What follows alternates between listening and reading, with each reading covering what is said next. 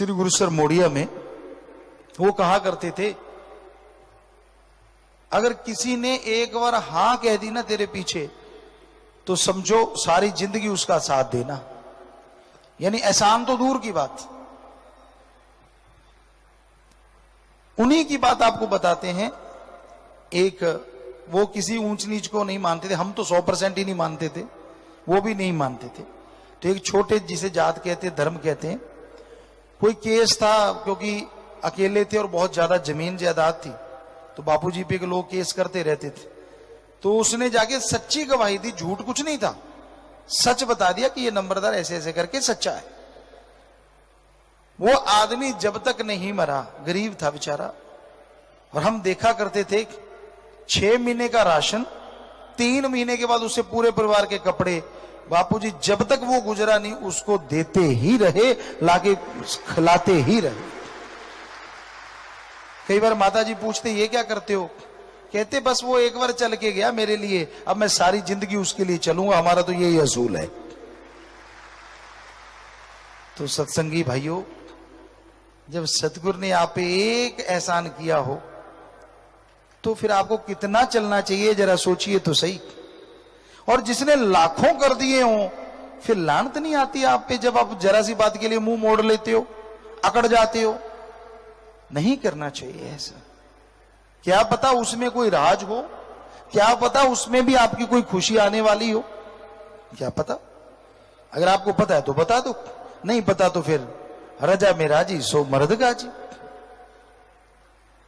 सो खुशियां इंसान के पास आती हैं तब थोड़ी देर के लिए मालिक याद रहता, भूल जाता अपने पिछोकड़ को, भूल जाता अपने पीछे वाली सब बातों को। क्या था, क्या मेरा होता अगर सतगुरु ना होता, वो सब चीजें भूल जाता है, मस्त मलंग हो जाता है कि नहीं नहीं मैंने जो किया खुद किया, मैंने जो बनाया मैंने बनाया।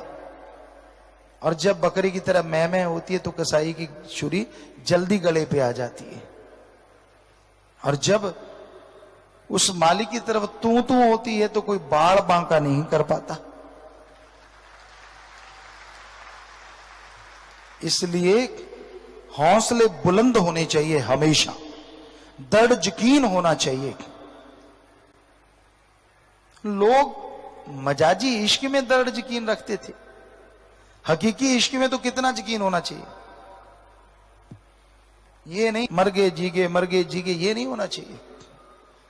पारे वाले जीभ की तरह ऊपर नीचे नहीं होना चाहिए। मन का पारा जब चढ़ता है तो कुछ अच्छा नहीं लगता, और जब डाउन होता है तो कुछ छोड़ता नहीं। बुखार होता है ना, सारी चीजें कड़वी लगती हैं, और बुखार डाउन हो जाए, कुछ भी पड़ाओ सब रगड़ जाते हो। उसी तरह मन है, जब इसका पारा हाई होता है तो कोई सतगुर पीर फकीर की कोई भी बात अच्छी लगती ही नहीं, और जब पारा डाउन, मुसीबत आने वाली, परेशानी आने वाली, दुख आने वाली, तकलीफ आने वाली, फिर तो गुरु गुरु गुरु गुरु गुरु गुरु गुरु और कुछ सूझता ही नहीं, राम राम राम राम पड़ी होती है। काश वैसे रहो एक लेवल पे, राम राम राम, ना तो राम राम राम करना पड़े, बीच में मरा भी बन जाता है ना, क्योंकि ज्यादा स्पीड से करो तो राम राम राम राम राम राम ऐसे ही लगता है। तो अगर राम से करो, राम राम राम, तरने वाले तो मरा कह के भी तर जाते हैं, पर वो बहुत बुलंद यकीन होना चाहिए। सो कहने का मतलब, या तो आप घबरा के फिर लगातार ही एक्सप्रेस ट्रेन बन जाते हो, या फिर आप याद ही नहीं करते उसको, ऐसे लगता है कि अलमारी में ताला लगा के रखा हुआ है, जब काम लेना हुआ निकाल लेंगे। गुरु मंत्र कुछ तो कंटिन्यूटी बना के रखो कि हाँ भाई लगातार सिमरण करते रहेंगे, लगातार भक्ति करते रहेंगे, तो उसकी दया में रहमत बरसेगी, जरूर बरसेगी, लाजमी बरसेगी।